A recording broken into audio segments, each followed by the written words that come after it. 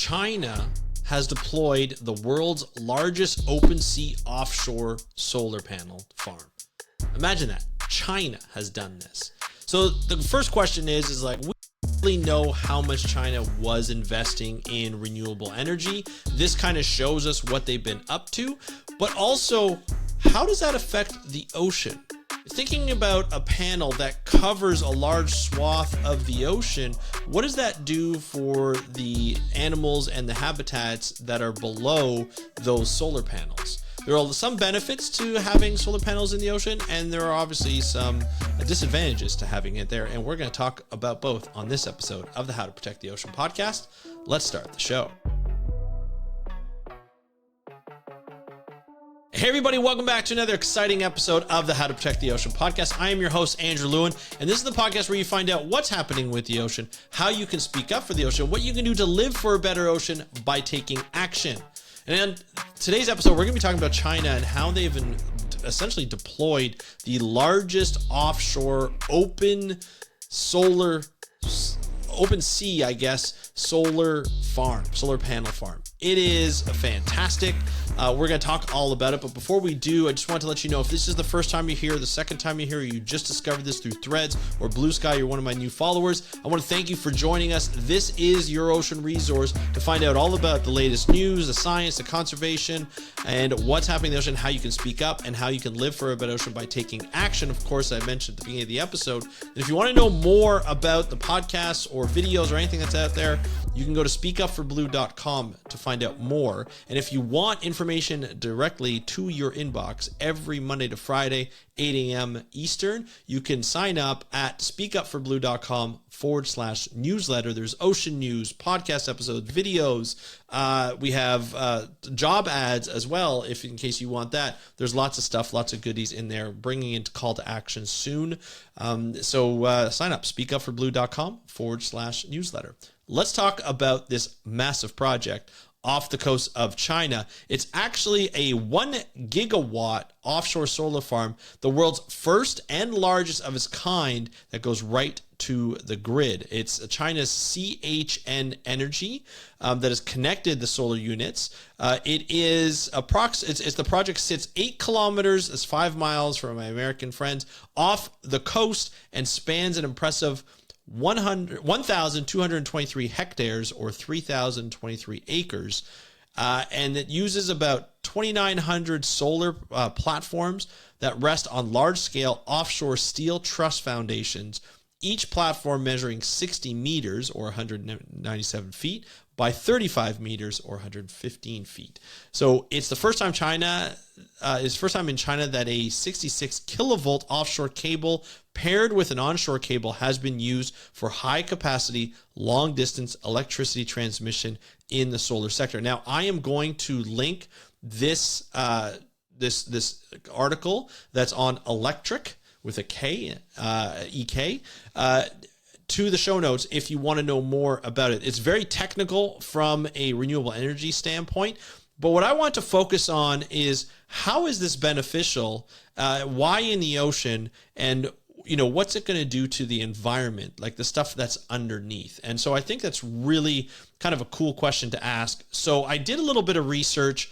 There's a couple of positive environmental impacts. So on like about the system and everything. So the systems utilize, so here's some energy efficient land use. So essentially these systems utilize water bodies like reservoirs, lakes, and oceans, reducing the need for land clearing and habitat destruction often associated with land-based solar farms. So that's a positive. It reduced evaporation. So by covering the water surface, these systems reduce evaporation rates, which can help conserve water in reservoirs and agricultural areas. Improved solar efficiency. The cooling effect of water reduces the temperature of solar panels, improving their efficiency compared to land-based systems. So that's another positive. Potential for dual use. So the floating solar farms can coexist with hydroelectric facilities, optimizing energy production and utilizing existing infrastructure. Reducing algal blooms. So by limiting the sunlight penetrating into the water of the solar panels covering it, these systems can help suppress algal blooms, which are harmful to aquatic systems, which is true. Clean energy generation. It is like traditional solar farms. These systems provide renewable energy, reducing greenhouse gas emissions and reliance on fossil fuels. So the big impacts here is not using land, not clearing really critical habitats and avoiding habitat destruction on land so that you can do it in the ocean. Now, with that said, is how much of the habitats are you clearing in the ocean? It doesn't really mention it in the article that I was reading. So that's one of the things that we're going to talk about. Now let's get into, just to continue on with the positive, reduction in algal blooms, that's great. Improved solar efficiency, that's obviously great for the functioning. Reduced evaporation, so reduce water evaporation, which I guess is great, but in the overall ocean or in a large lake, I'm not sure if that's going to be that much of a contribution, but anything that helps will help greatly. And then, of course, it can coexist with other hydroelectric facilities, which is great. And it's clean energy. It's more renewable energy that we can put in more places, which is wonderful. Now let's talk about some of the negative environmental impacts. That's the impact on aquatic systems. So the shade effect of solar panels can alter water temperature and light penetration, potentially disrupting the habitat of aquatic plants and animals. Now, if you think about where these are going to be located, you wouldn't expect them to be located on seagrass habitats, near mangrove habitats, or on coral reefs or salt marshes, or any other really important, like sponge reefs, any other important areas of like habitat that it'd be on. Hopefully it would be in areas where it's just sand, but it has to be enough to be offshore that people wouldn't see it, because nobody likes seeing any kind of structure out on the ocean when they're looking out off the coastline or off a beach. I mean, we've seen a lot of examples off the coast of the U.S., near Martha's Vineyard, Cape Cod. People don't want to look out these very expensive homes that they bought and see wind farms. Or in California on the opposite coast, they don't want to see wind farms off their coast where they've bought homes where they've paid a high residency value, like high home prices, so that they can look at wind farms. They don't want to see that. They want to see the beauty of the ocean, the beauty of the coastline. So having these structures very close would really suck from a people perspective, enjoying the coastline perspective. Floating structures may affect fish spawning areas or migratory patterns, the actual physical structure. And we've seen this with impacts with wind farms. We've seen that that's been a huge worry and concern, is how is it going to impact migration routes? But there are regulations in place. I know in the US, I know in Canada, where that is all avoided, or that impact assessments are done and hopefully avoided from that area. I'm actually working with some people to have somebody that knows a lot about ocean wind farms, as well as impacts on the environment, and demystifying a lot of the information that's out there, or that rumors that might be out there. So hopefully we'll get that person on soon, but we'll see what happens with that. But this is a structure that is ideally, or in concept, and just when you look at it in the picture at electric.com, you actually see that it covers more surface area than a wind farm would. That's what it looks like anyway. So something that you really have to be careful of in terms of covering the water. Marine pollution. So, and the materials used for these systems, like plastics and metals, could degrade over time, leading to microplastic or chemical contamination of the water. You would hope that these solar panels are built better than that, but these are the first iterations of this on the ocean. This can backfire and it can cause a lot of problems. So making sure that the items, the solar panels, the structures are built properly and effectively, but we don't know what's going to happen in the ocean as it gets degraded, or as the ocean heats up, or there's waves that happen in the ocean and lakes that can be very severe, and it can damage the structure, and that could break up, and that could leak out some nasty chemicals or something that's made up of these. So you have to be careful of that. Disrupting the water use, disruption to water use. So floating solar farms might hinder recreational activities, fishing, or navigation of the water body. There's a lot of boat traffic out there, and whether it's recreational or commercial, these items need to be mapped. These hazards need to be put in place, and making sure that people can see them in time so they don't damage their boats or, run risk of running aground or running over these panels and sinking themselves. So that's obviously something that's a problem. The installation and maintenance risks. So the anchoring and cabling of these systems could disturb sediment, harm aquatic habitats, or pose risks to local wildlife. So you think about the actual installation of the physical structure and the pipelines that are required, the cables that are required to be laid down to go to the coastline, that will eventually disrupt a certain part of the areas. We don't know how it's going to cut off certain areas. We don't know what it's going to do to the sediment. We don't know what it's going to do to any kind of fish habitat that's in the way, or any kind of special nursery or spawning habitat that might get affected indirectly, right? Vulnerability to weather events. In areas prone to storms, hurricanes, and flooding, these systems could be damaged, potentially, releasing debris or pollutants into the water. Hurricanes, cyclones, typhoons, these are all major events that would harm these areas, that could destroy these areas, depending on how hard it is.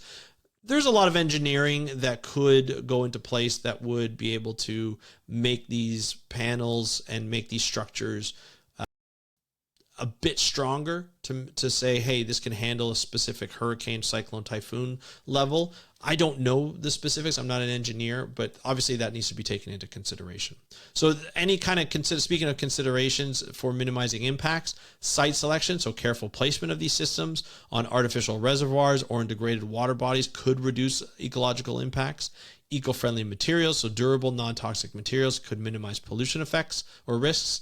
Monitoring programs, ongoing environmental monitoring, which I think is happening with wind farms, that can help identify and mitigate any negative effects on aquatic ecosystems. One thing to say about that, I know a lot of companies, I know oil and gas companies, have worked in the private consulting industry before. Nobody likes to pay for monitoring. So it really comes down to regulations by governments to enforce that monitoring to be not only done and conducted, but also reported on, so that the government can know what's happening out there.